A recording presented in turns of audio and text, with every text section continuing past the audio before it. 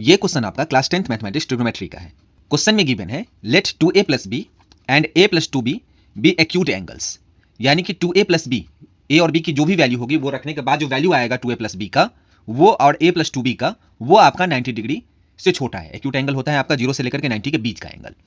अब आपसे बोला जा रहा है जब ये और ये आपका एक्यूट एंगल है then such that sine 2a plus b की वैल्यू दी हुई है आपकी √3/2 एंड 10a प्लस 2b का वैल्यू दिया हुआ है आपका 1।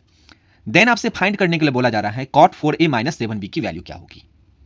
ठीक है, अब अगर यहां पे एक क्वेश्चन ये है थोड़ा सा आप लोगों के फर्दर नॉलेज के लिए, अब अगर यहां पे एक्यूट एंगल मेंशन नहीं किया गया रहता तो यहां पे साइन 2a प्लस बी की वैल्यू जो है आपका √3/2 है जो कि आपका पॉजिटिव है। साइन का जो है पॉजिटिव वैल्यू फर्स्ट क्वाड्रेंट में भी होता है जो कि आपका 0 से 90 होता है और सेकंड क्वाड्रेंट में भी होता है जो कि आपका 90 से 180 की डिग्री के बीच में होता है।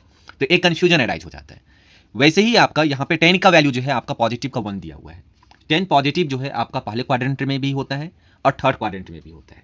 तो यहाँ पे भी कंफ्यूजन होता है, तो इस कंफ्यूजन को खत्म करने के लिए बोला गया है तो ये दोनों एंगल आपका एक्यूट है, यानी कि पहले ही क्वाड्रेंट में है और ये वैल्यू आपका पॉजिटिव है।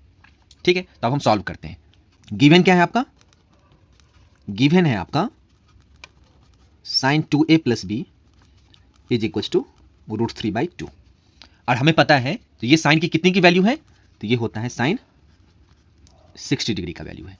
तो यहां से मुझे क्या पता चला, जो 2a प्लस बी जो है that is equal to 60 degree है। अब हम क्या करते हैं, यहां से ना b की वैल्यू निकाल लेते हैं। तो b बराबर हो जाएगा 60 डिग्री माइनस 2a। इसको ना इक्वेशन नंबर 1 एज्यूम कर लेंगे। Again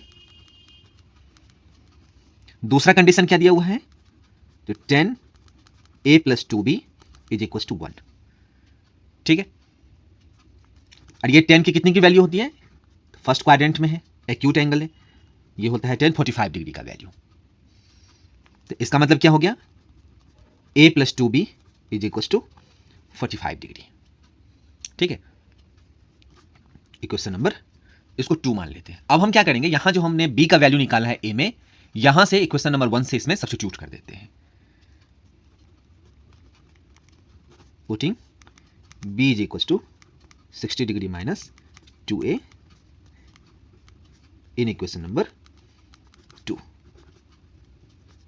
from equation number 1। तो इससे क्या हो जाएगा, तो जहां जहां b होगा वहां पे हम 60 माइनस 2a लिखेंगे। ये है a प्लस 2 इंटू 2b था, तो इस b की जगह पे हमें क्या लिखना है, इस b की जगह पे लिखना है 60 माइनस 2a। तो 60 degree minus 2a that is equal to 45।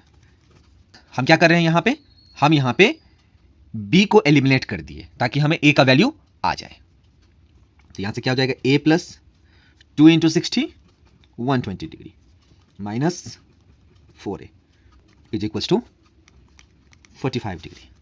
यहां से क्या हो जाएगा, माइनस का 3a, a में से माइनस 4a गया तो माइनस का 3a is equal to 45 degree. इस 120 डिग्री को दूसरी तरफ भेजेंगे तो ये माइनस का 120 हो जाएगा, और 120 में से 45 घटाएंगे तो माइनस का 75। तो minus minus cancel, a is equal to 75/3 that is equal to 25 degree.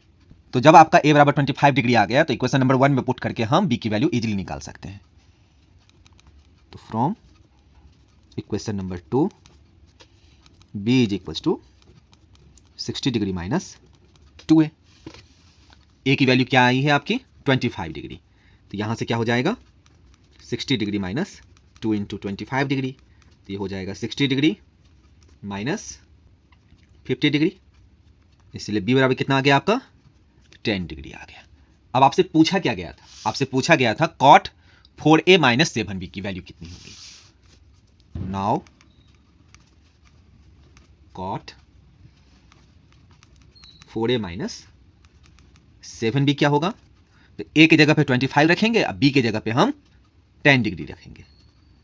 cot 4 into 25 degree minus 7 into 10 degree, तो ये कितना हो जाएगा, ये हो जाएगा cot 100 degree minus 70 degree that is equal to cot 30 degree. cot 30 degree का मतलब हो गया आपका cos 30 बाई sin 30, तो यहां से हो जाएगा आपका √3। यही इसका आंसर हो गया। ठीक है, यानी कि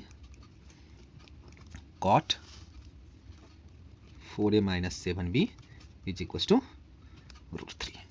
ठीक है, अगर ये वीडियो आपको पसंद आई है तो इस वीडियो को लाइक करें, चैनल को सब्सक्राइब करें, दूसरे स्टूडेंट के साथ में इसे शेयर जरूर करें। तो थैंक यू।